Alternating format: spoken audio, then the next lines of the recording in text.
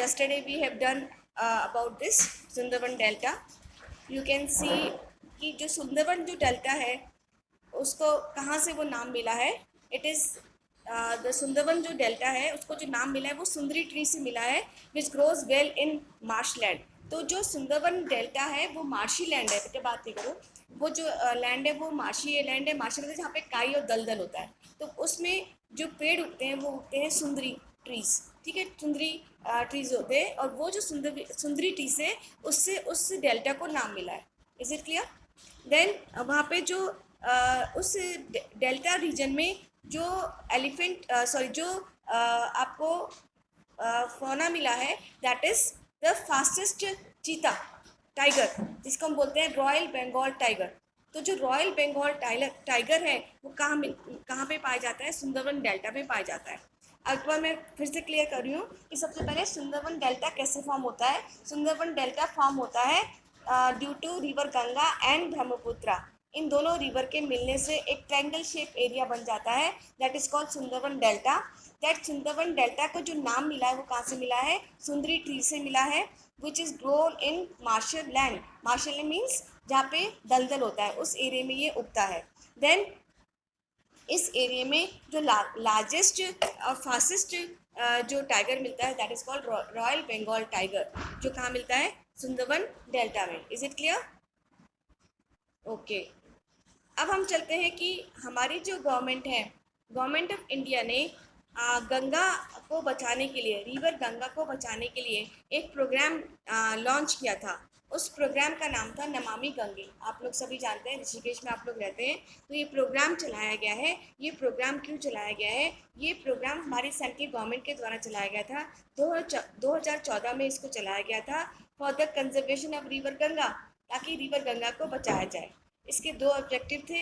एक था effective amendment of population conservation and of the rejuvenation of the national river. जो हमारे राष्ट्रीय नदी है उसको क्या किया जा सके? बचाया जा सके. इसलिए नमामि गंगा प्रोजेक्ट जो था वो चलाया गया था. In which year? In 2014. Is it clear? ठीक है. कल तक हम पढ़ चुके थे रिवर इंडस के रिवर सिस्टम को. कल हमने पढ़ा था गंगा रिवर सिस्टम को. आज जो हम पढ़ने जा रहे हैं it is about the Brahmaputra river system. ठीक है, ब्रह्मपुत्र रिवर सिस्टम. ये भी, इसका जो उदय है ये भी मानसरोवर तिब्बत से हुआ है और ये नेपाल से जब होकर गुजरती है तब इसको यातंग सैंगपो ब्रह्मपुत्र रिवर है ये. और जब ये इंडिया में एंटर होती है तब इसका नाम क्या होता है? रिवर ब्रह्मपुत्र. ठीक है. तो जो रिवर ब्रह्मपुत्र है वो कहाँ से राइज होती है बच्चों? East of Mansarovar. आपका जो रिवर इंडस है, जो सिंधु नदी है, इसका ओरिजिन होता है वेस्ट ऑफ मानसरोवर. और जो आपकी ब्रह्मपुत्र रिवर है उसका जो ओरिजिन है वो कहाँ से हो रहा है? East of Mansarovar. Mansarovar lake कहाँ पर है? तिब्बत में. तो वहाँ से कौन सी रिवर निकलती है? ब्रह्मपुत्र रिवर. ठीक है. यहाँ पे जो दिबांग और Lohit are its important tributaries. तो इसकी जो इम्पोर्टेंट ट्राइब्यूटरीज वो कौन सी है? दिबांग और लोहित. Is it clear? तो ओरिजिन कहाँ से हो रहा है ब्रह्मपुत्र रिवर का? Which lake? मानसरोवर लेक. कौन सा डायरेक्शन है? ईस्ट ऑफ मानसरोवर लेक है. और वहाँ पर दो इसकी ट्राइब्यूटरीज हैं. और कौन सी है? दिबांग एंड लोहित. इसकी दो ट्राइब्यूटरीज रिवर्स हैं. और at Namcha Barwa it takes a U turn to enter India. तो एक जगह है. तो ये जब उधर से नेपाल से होती हुई जब इंडिया में जब एंटर करती है तो तब वो एक जगह का नाम है दैट इज नामचा बारवा, जहाँ से वो यू टर्न लेके इंडिया में आती है. Which river? इंडिया में कहाँ आती है? अरुणाचल प्रदेश में. ठीक है. एंड थ्रू अ जॉर्ज, एक जॉर्ज शेप होती है जिसको, जहाँ से वो अरुणाचल प्रदेश में आती है. And it is called the hang. तब वो क्या कहलाती है? दी हैंग कहलाती है. Is it clear? किसी बच्चे को डाउट है तो पूछ सकते हैं. हम किसके बारे में पढ़ रहे हैं? कौन से रिवर सिस्टम के बारे में पढ़ रहे हैं? रिवर ब्रह्मपुत्र के बारे में पढ़ रहे हैं. रिवर ब्रह्मपुत्र कहाँ से ओरिजिनेट होती है? तिब्बत ईस्ट ऑफ मानसरोवर से ओरिजिनेट होती है. इसकी ट्राइब्यूटरीज हैं दिबांग एंड लोहित. और जब ये इंडिया में एंटर होती है उस जगह का नाम क्या है?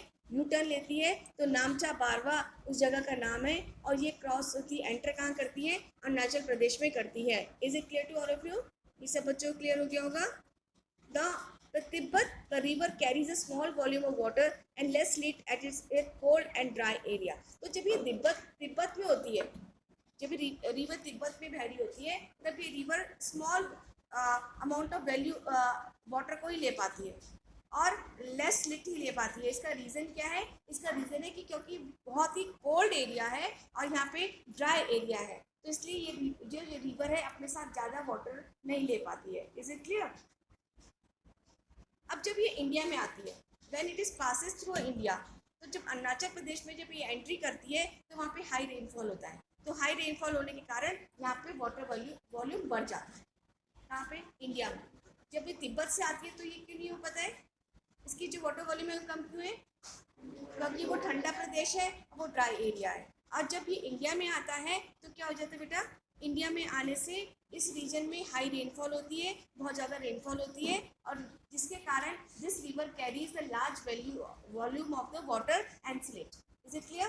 तो जो ये लार्ज वॉल्यूम ऑफ स्लिट है और वाटर है, ये इकट्ठा होकर कहाँ जा रहा है? नॉर्दर्न प्लेन्स में, क्योंकि ये रिवर भी क्या बना रही है? नॉर्दर्न प्लेन्स बनाती है। Is it clear? किसी बच्चों को यहाँ तक कोई डाउट है तो मैं पूछ सकते हैं आप। आगे बढ़ते हैं। अब Brahmaputra has a broad channel in its entire length in Assam. तो असम में इसका बहुत बड़ा चैनल है and form many riverine island. तो अंतरस्थलीय मार्ग बनाती है ये रिवर। अंतरस्थलीय मार्ग का मतलब होता है कि जहाँ पे शिप्स चलती है ना। तो जो बड़ी बड़ी जो नदियाँ होती हैं उसमें शिप्स चलती है। आपने देखा रिवर गंगा में भी आपने देखा होगा कि बोट्स चलती है ना। तो ऐसे ही ब्रह्मपुत्र रिवर में भी इनलैंड रिवरराइन आइलैंड बने हैं, जिसके कारण असम में ये चीज़ें बनी है, जिसको कि ब्रेडेड चैनल कहा जाता है। इट इज़ एंटायर इन असम। तो अरुणाचल प्रदेश से जब ये रिवर असम में आती है तब वहाँ पे क्या बन जाते हैं? ब्रेडेड चैनल्स बन जाते हैं और वहाँ पर बहुत सारे रिवरराइन आइलैंड्स भी बन जाते हैं। ठीक है। जो यहाँ पे लार्जेस्ट रिवरराइन आइलैंड है वर्ल्ड का, और वो है Majuli is the largest riverine land. Is it clear? World का है। वर्ल्ड में लार्जेस्ट रिवरराइन कौन सा है? माजुली, MAZULI। तो जो बच्चे ऑनलाइन जुड़े they can see the pictures here. अच्छा, अब क्या होता है कि असम में बहुत ज़्यादा बाढ़ भी आती है ड्यू टू दिस रिवर, क्योंकि बहुत ज़्यादा हैवी रेनफॉल हो जाती है। कौन सी रिवर में? हैवी रेनफॉल होने के कारण जो रिवर है वहाँ पे फ्लडेड हो जाती है और वो डिवास्टेड द फ्लड इन असम। तो असम में ब्रह्मपुत्र रिवर के कारण क्या आता है? बहुत ज़्यादा फ्लड्स भी आते हैं। ठीक है। Is it clear? यहाँ पे क्लियर हो गया सब बच्चों को? किसी को कोई डाउट है तो पूछ सकते हैं बेटा। मैं एक बार फिर से रिपीट करना चाहूँगी, सारे बच्चे उसको बहुत अच्छे से लर्न कर लेंगे। हम पढ़ रहे हैं about Brahmaputra river system. Brahmaputra river system जो ओरिजिनेट होता है वो कहाँ से होता है? It is originated from the Mansarovar lake in the east direction. आपको ये ध्यान रखना है। इन तिब्बत आपका इंडस वैली, इंडस जो रिवर है वो वेस्ट डायरेक्शन से, आपकी जो ब्रह्मपुत्र है वो कैसे हो जाएगी? वो वेस्ट डायरेक्शन से हो जाएगी। Is it clear? तो मान लो आप एक इंडिया का मैप हो, ठीक है, तो आपका जो वेस्ट साइड होगी वो कौन सी हो जाएगी?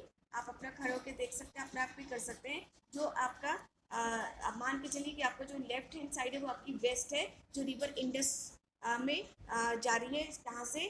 तिब्बत से लेकर वहाँ पे आपकी जम्मू कश्मीर को क्रॉस करती हुई ये पाकिस्तान में आती है। ठीक है। ऐसे ही जो तिब्बत जो एरिया है मानसरोवर वाला, वहाँ से ईस्ट पार्ट से वो लेक निकलती है और वो लेक कहाँ पहुँचती है? वो लेक पहुँचती है हमारी इंडिया में अरुणाचल प्रदेश से, जिसको बोला जाता है नामचा बागा, जो वो जगह है जहाँ पे यू टर्न लेती है रिवर। ठीक है। और जब इंडिया में जब ये आ जाती है रिवर, तो यहाँ पे क्योंकि अरुणाचल प्रदेश में बहुत ज़्यादा बारिश होती है ना, तो बारिश होने के कारण ये रिवर ओवर फ्लडेड भी होने लग जाती है। फिर ये रिवर कहाँ पहुँच जाती है? असम में पहुँच जाती है। असम में ये एक चैनल बनाती है, और पहले तो दिबांग और लोहित इसके ट्राइब्यूटरी रिवर्स हैं, और जब ये असम में पहुँचती है तब ये क्या बनाती है? एक चैनल बनाती है, और वो जो चैनल होता है वो ब्रेडेड चैनल के नाम से आता है, जिसके कारण बहुत सारी रिवरराइन आइलैंड्स यहाँ पे बन जाते हैं। और ये जो आइलैंड्स हैं वो लार्जेस्ट जो वर्ल्ड में जो आइलैंड का नाम है वो है Majuli. Is it clear to all of you now? तो एवरी ईयर असम में क्या आते हैं? फ्लड आते हैं due to which river? Due to Brahmaputra.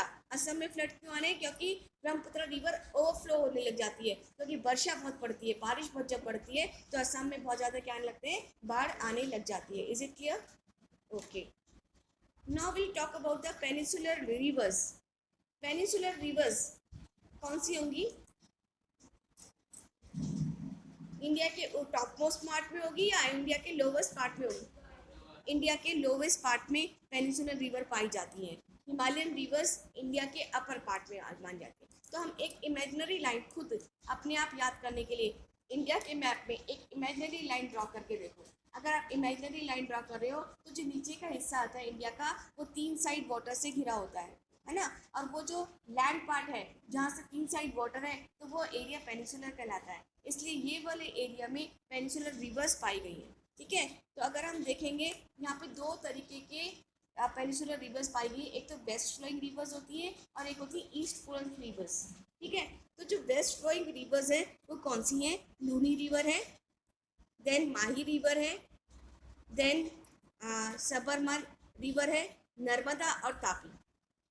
ठीक है, इनका जो ओरिजिन है वो सेंट्रल हाईलैंड से होता है, यानी कि मध्य प्रदेश से इनका ओरिजिन है। और ये गिरती कहाँ पर है? अरेबियन सी में। Is it clear? ये कौन सी रिवर है? वेस्ट फ्लोइंग रिवर्स है। फिर अब आ जाओ ईस्ट फ्लोइंग रिवर्स पर। ईस्ट फ्लोइंग जो रिवर्स हैं वो है कृष्णा, गोदावरी, देन आपका इवन महानदी, ये भी आपकी गोदावरी, महानदी, कावेरी, ये बहुत इंपॉर्टेंट रिवर्स हैं जो कि ईस्ट फ्लोइंग रिवर्स हैं, जो ओरिजिनेट हो रही है वेस्टर्न घाट से और गिर कहाँ नहीं है? बे ऑफ बंगाल। और बे ऑफ बंगाल में ये डेल्टास भी बनाती हैं, छोटे स्मॉल डेल्टास फॉर्म होते हैं। कल मैंने आपको जैसे बताया भी था। Is it clear? यहाँ क्लियर है बच्चों? जो बच्चे जुड़े हुए हैं। हर्षिता क्लियर हो गया? Harshita, Tamanna? Yes ma'am. Okay बेटा, ओके।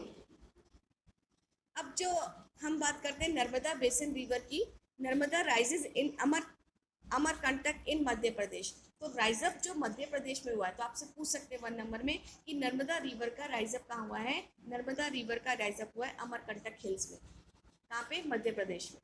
ये क्वेश्चन आता है बच्चों एग्जाम में।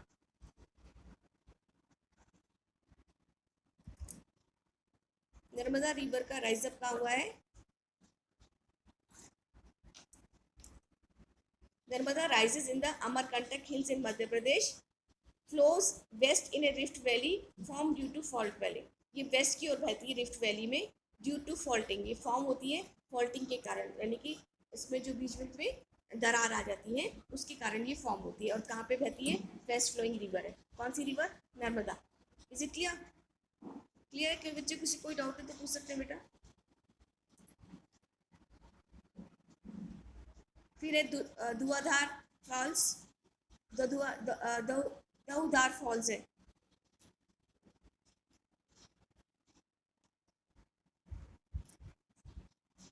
नमामि गंगे, नमादे, आप सब जानते हैं इसके बारे में। अब आ जाते हैं द तापी बेसन। तो नर्मदा बेसन, नर्मदा कहाँ से राइज अप हो रही है? कहाँ से राइज अप हो रही है? अमरकंटक इन मध्य प्रदेश। और कहाँ गिर रही है? वेस्ट साइड में। ठीक है, then Tapi. Tapi rises in Satpura ranges, again in Madhya Pradesh. Satpura ranges में मध्य प्रदेश में है, बैतूल डिस्ट्रिक्ट है। ठीक है, तो तापी रिवर कहाँ पे राइज अप हो रही है बेटा? सतपुड़ा रेंजेस में राइज अप होती है, बैतूल डिस्ट्रिक्ट है, मध्य प्रदेश में है। और this also flow parallel to rift valley of Narmada. Narmada valley के पैरेलल में क्लास चली रिकॉर्ड हो रहा है सर, यहाँ पे रिकॉर्डिंग हो रही है ना मेरी यहाँ पे।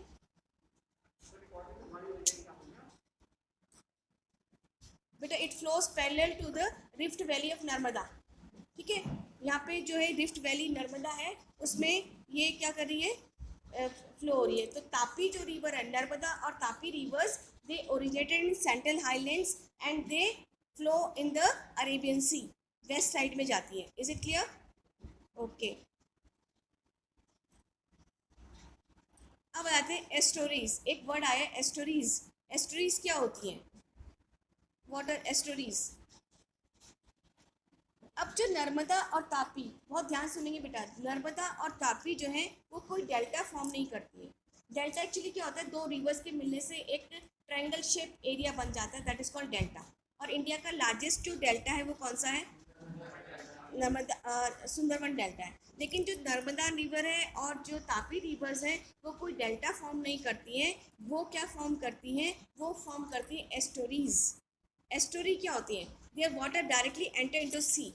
तो एक्चुअली क्या होता है कि जो सुंदरबन डेल्टा है या रिवर कृष्णा और ये कावेरी है, जब वो कहाँ गिर रही है, बे ऑफ बंगाल में गिर रही है, तब ये डेल्टा फॉर्म करती है ट्रायंगल शेप, और उससे जाकर उस एरिया से तब वाटर जाता है कहाँ पे, बे ऑफ बंगाल में। लेकिन यहाँ पे क्या हो रहा है, नर्मदा और तापी का वाटर डायरेक्टली सी में चले जाता है। कौन सी सी में, अरेबियन सी में। तो जब वो वाटर डायरेक्टली अरेबियन सी में चला जाता है तब उसको क्या बोलते हैं, एस्टर।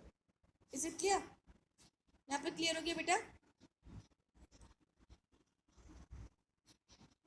यहाँ क्लियर हो गया। ओके ये कौन सी रिवर की बात कर रहे थे हम, वेस्ट साइड रिवर्स की बात कर रहे थे, पेनिसुलर रिवर्स है। ठीक है, पेनिनसुलर रिवर्स क्यों है, because India is covered with 3 side of water, and उस एरिया में जो रिवर्स बहती हैं उसको पेनिनसुलर रिवर्स कहते हैं। अभी हमने किया कि सेंट्रल हाईलैंड से 2 रिवर्स निकलती है, main rivers, one is Narmada and second is Tapi. Narmada निकलती है अमरकंटक से और तापी निकलती है सतपुड़ा रेंजेस से। तब ये फ्लो होती है डायरेक्टली सी में आ जाती है, तब ये एस्टोरेज फॉर्म करती है। Is it clear. अब जो दूसरी जो रिवर है that is Godavari river, the largest peninsular river. सबसे बड़ी जो रिवर है पेनिसुलर यानी कि प्रायद्वीप जो नदी है वो कौन सी है, गोदावरी। ठीक है, total length is 1500 kilometre. Godavari की टोटल लेंथ कितनी है बेटा, 1500 किलोमीटर है। और it rises in Nashik district of Maharashtra. ये राइज करती है कहाँ पे, ये राइज करती है Nashik district of Maharashtra. Is it clear. Okay अब हम चलते हैं कि because of the length and the area Godavari covers, it is also known as Dakshin Ganga. Which river is known as Dakshin Ganga, Godavari. Which river is known as Dakshin Ganga, Godavari river, which originated from, कहाँ से originate होती है, नासिक महाराष्ट्र से क्या करती है, ये ओरिजिनेट होती है। Is it clear. Okay then second next river is Mahanadi in Orissa. Next river जो हम बात कर रहे हैं वो किसकी बात कर रहे हैं, उड़ीसा में बात कर रहे हैं। उड़ीसा पर डैम बना हुआ है, विच डैम, उड़ीसा पे कौन सा डैम है, पता होना चाहिए ना आपको, मेरा मुंह देख रहे हो, आपने को बताया मैंने, हीराकुद डैम है। उड़ीसा नदी पर, उड़ीसा की जो महानदी है उस पर कौन सा डैम बना हुआ है, हीराकुद डैम बना हुआ है। इसकी टोटल लेंथ है हाउ मच, 860 किलोमीटर है। Rise in highland of Chhattisgarh, ये राइज अप होती है छत्तीसगढ़ से। और कहाँ आती है, बे ऑफ बंगाल में।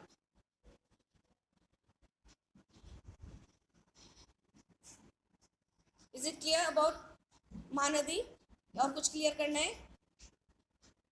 Mahanadi is in, Mahanadi is in Orissa. ठीक है, हीराकुद डैम है इस पे, कौन सा डैम है, हीराकुद डैम है इस पे। और you can see in the map also, आपके मैप में भी दिया होगा अगर आपके इसमें बुक में बना है। ये हीराकुद डैम इस पे बना हुआ है। संबलपुर, अंगुल, कटक, पारादीप, भुवनेश्वर, ये एरियाज इसके नियर बाय एरियाज हैं जो कि महानदी के किनारे बने हुए हैं। Is it clear. Total length कितनी है इसकी, 860 किलोमीटर है। कहाँ पे राइज अप होती है, छत्तीसगढ़ पे ये राइज अप होती है। Is it clear. Okay next river is about the Krishna river. हम जो नेक्स्ट रिवर बात कर रहे हैं वो किसकी बात कर रहे हैं, कृष्णा रिवर की बात कर रहे हैं। Rises from a spring near Mahabaleshwar, the Krishna flows of about 1400 kilometre. Mahabaleshwar में ये राइज अप होती है और इसकी जो कितनी लंबी इसकी लेंथ है? 1400 किलोमीटर है. Is it clear? You can see in the map Krishna river है.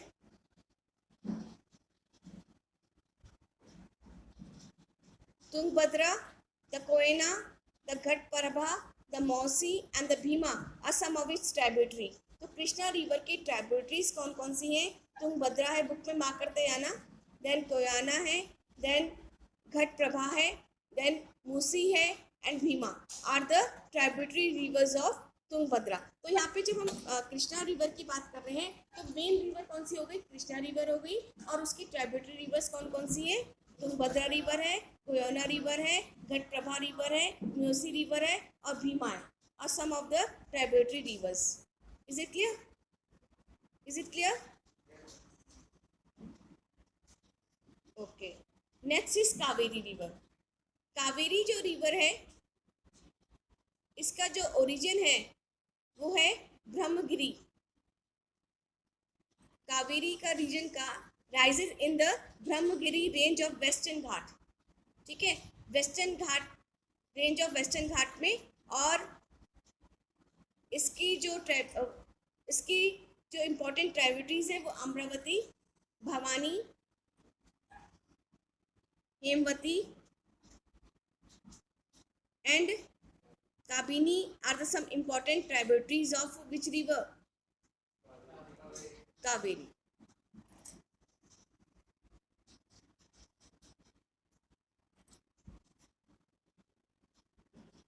हाँ, तो बच्चों यहाँ पे आपको ये क्लियर हुआ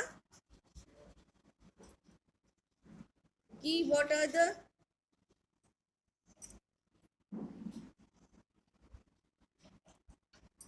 तो हम कावेरी रिवर की जब बात करते हैं तो कावेरी रिवर जो है सेकंड बिगेस्ट रिवर है. ठीक है, सेकंड बिगेस्ट क्या है? रिवर है. और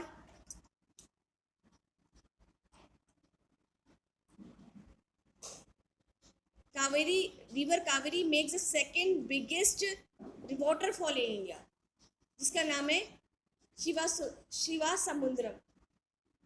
लिखा है बुक में? अगर नहीं लिखा है यू कैन नोट डाउन. हाँ, वाटरफॉल ही होता है ना उसका. Waterfall river Kaveri makes the second largest waterfall in India. Second biggest waterfall. It is जो रिवर कावेरी है वो क्या बनाती है? Second biggest waterfall in India जिसका नाम क्या है? शिवा समुद्रम. उससे पहले क्या बोला था मैंने? कुछ और नाम बोला था. उससे पहले क्या बोला था मैंने? यही बोला था ना, नोन एज जॉगफॉल भी बोलते हैं इसको. वाटरफॉल को जॉगफॉल भी बोलते हैं. इज इट क्लियर यहाँ पे बच्चों? अब हम चलते हैं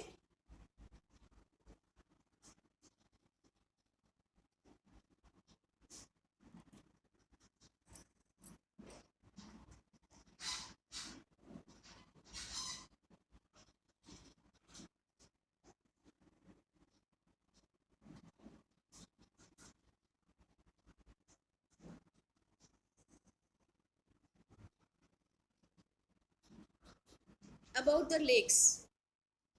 jog fall is the biggest waterfall in India. सबसे बड़ा तो जॉग फॉल है. देन सेकंड आएगा कावेरी. सेकंड लार्जेस्ट है ना कावेरी का. तो जो सबसे बड़ा इंडिया का जो वाटरफॉल है वो कौन सा है? जॉग फॉल है. Is it clear? अब क्लियर हो गया कि विच इज़ द लार्जेस्ट. एक मिनट, रिवर कावेरी क्या बना रही है? Second largest waterfall in India जिसका नाम क्या है? नाम भी पता होना चाहिए ना आपको एक एक नंबर के. शिवा सुंदरम उसका नाम है. ठीक है. देन सेकंड लार्जेस्ट देन सबसे बड़ा कौन सा इंडिया में? Jog falls in biggest in India. अब हम बात करते हैं कि लेक्स. लेक्स क्या होती हैं? a body of water that lies in hollow in the surface and surrounded by the land. तो hollow होता है सरफेस लैंड एरिया जहाँ पे पानी इकट्ठा हो जाता है, वो लेक्स कहलाती हैं. And surrounded by the land area.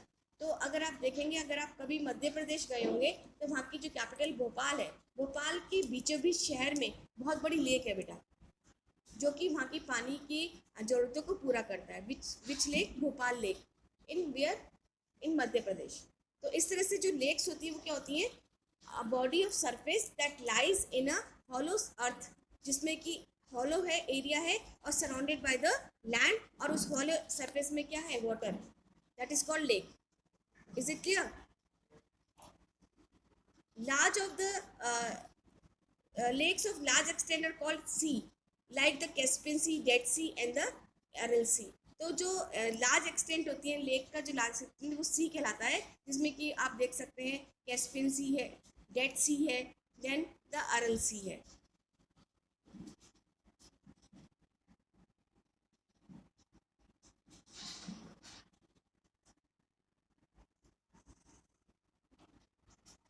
Lakes are form by the action of glacier. अब ये जो लेक्स होते हैं ये कैसे बनते हैं, झीलें कैसे बनती है? झीलें आपने कहाँ देखी है? उत्तराखंड में,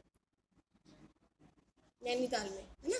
नैनीताल में आपने झील देखी होंगी, वहाँ पे लेक्स देखी होंगी। तो ये एक्चुअली ये जो लेक्स होती है कैसे बनती है, कैसे फॉर्म होती है? तो बच्चों, जब कभी भी ग्लेशियर्स टूटते हैं, है ना, हमारा हिमालयन एरिया है, तो हिमालयन एरियाज में जब कभी भी ग्लेशियर्स टूटते हैं तभी लेक्स फॉर्म होती है। ठीक है।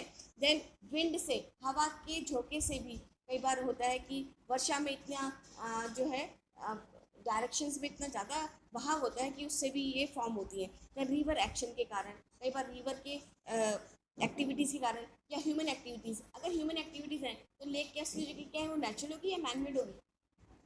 मैनमेड होगी, है ना। अगर जो मानव द्वारा बनाई गई है तो वो क्या हो जाएगी, मैनमेड हो जाएगी। ठीक है। It can be form by glaciers, it can be form by the wind, it can be form by the river actions, और can be form by the humans. ठीक है। Lakes can be classified, salt lake होती है और fresh water lake होती है। एक नमकीन पानी वाली लेक होती है और एक सॉल्ट लेक होती है। ठीक है। इट कैन बी नेचुरल और इट कैन बी मैनमेड। तो लेक्स को हम क्लासिफाई कैसे कर सकते हैं? Lakes can be classified into 4 part.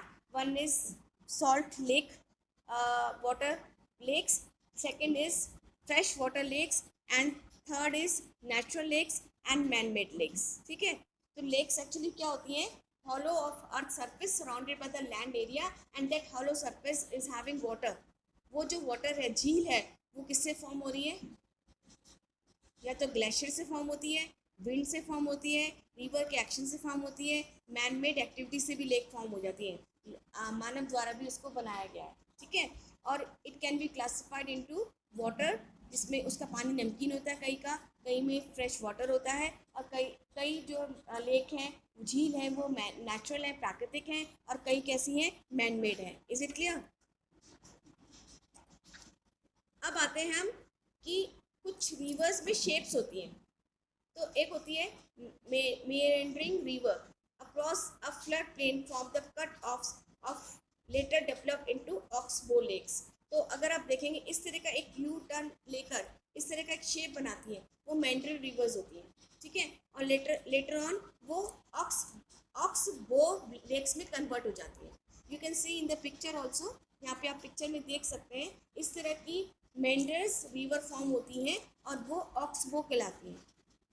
ठीक है। ऑक्सबो लेक्स कहलाती हैं। तो ये this is one of the river का एक फॉर्म है ये। Then spit and bar form lagoons and coastal area. तो जो जो कोस्टल एरियाज होते हैं वहाँ पे लगून्स फॉर्म होते हैं जहाँ पे वाटर होता है। For example Chilka lake, Pulicat lake and the Kolleru lake, ये सारी की सारी spit and bars from lagoon. Lagoon coastal area में होता है जहाँ पे पानी क्या हो जाता है, इकट्ठा हो जाता है। You can see in the picture also. आपकी बुक में अगर पिक्चर नहीं दी होगी, पिक्चर जरूर दी हुई होगी। तो these are the lagoons which are form in coastal areas. तो लगून हमेशा कहाँ फॉर्म होते हैं? In the coastal area. ठीक है।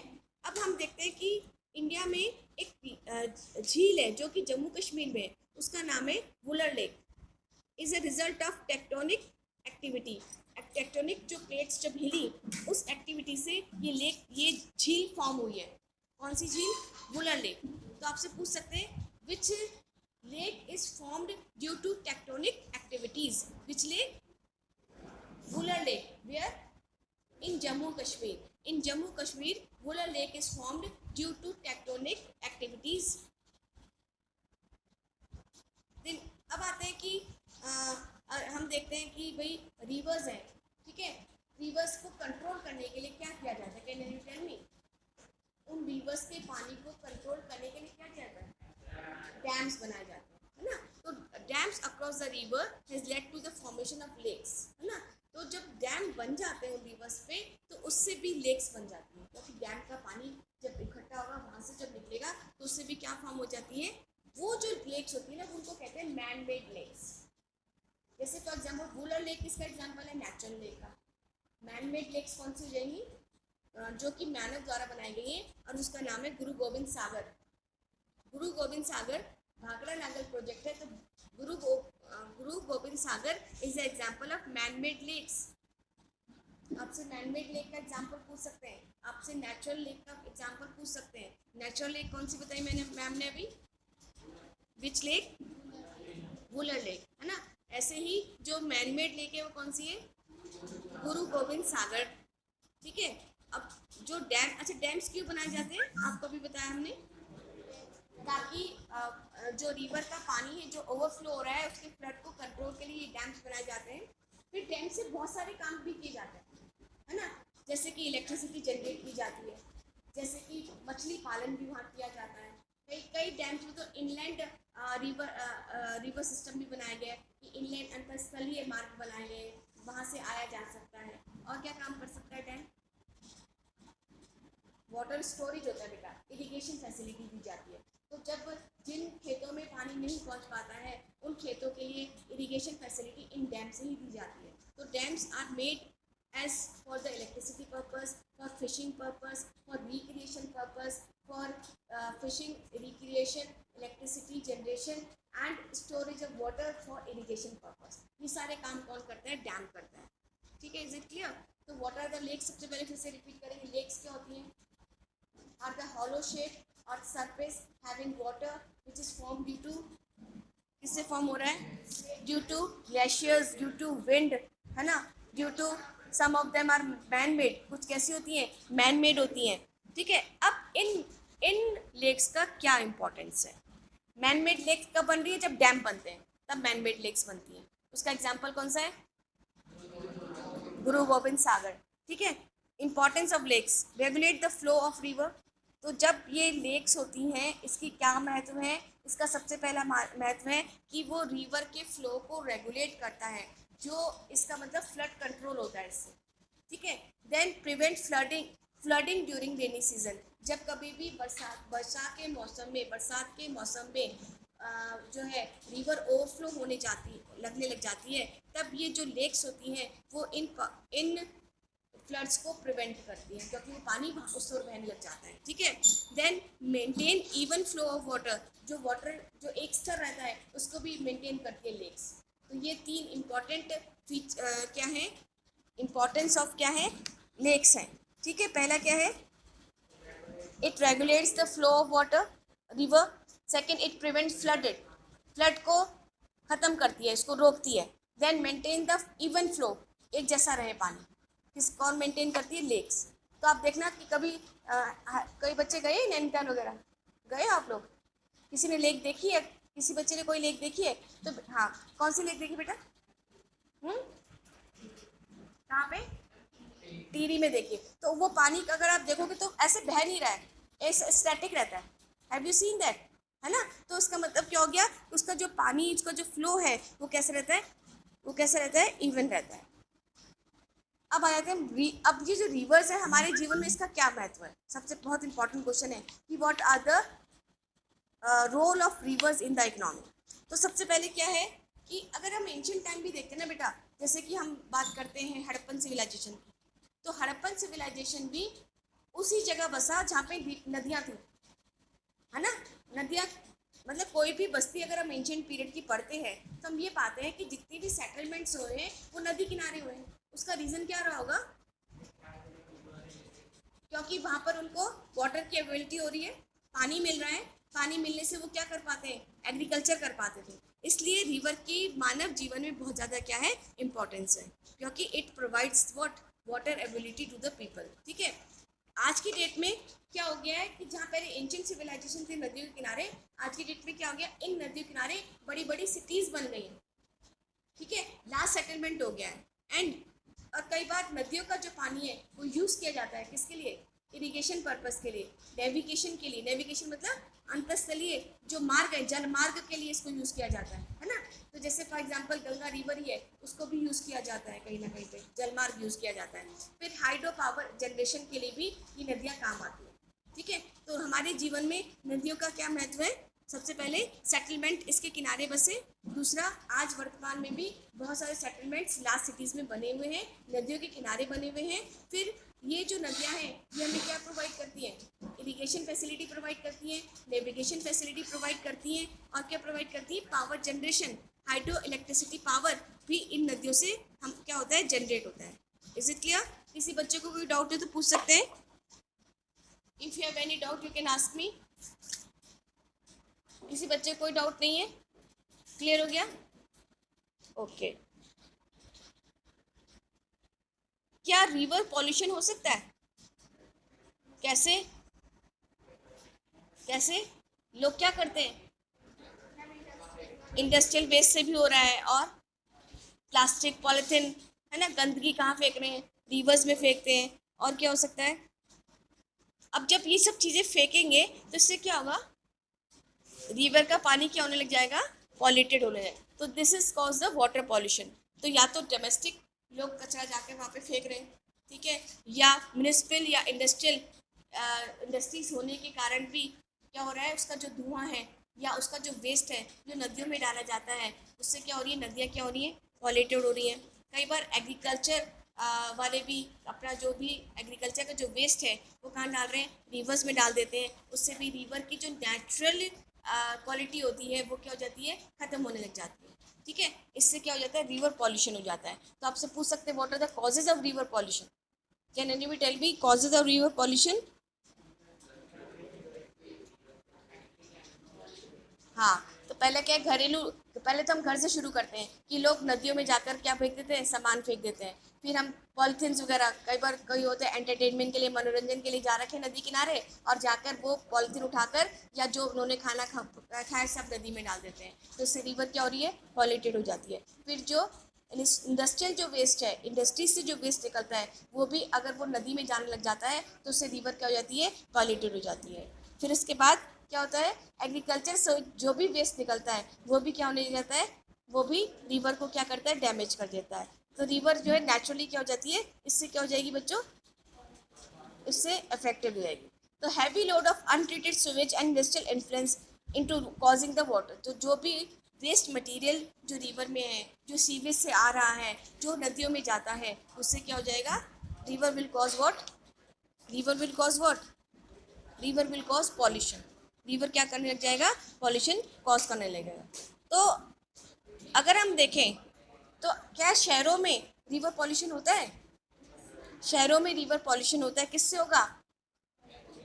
इंडस्ट्रियलाइजेशन के कारण, है ना, औद्योगिकरण के कारण रिवर क्या होती है? पॉल्यूटेड हो जाती है। फिर प्लास्टिक वहाँ पे फेंका जाता है तो भी रिवर क्या हो जाती है? पॉल्यूटेड हो जाती है। Is it clear to all of you? Is it clear?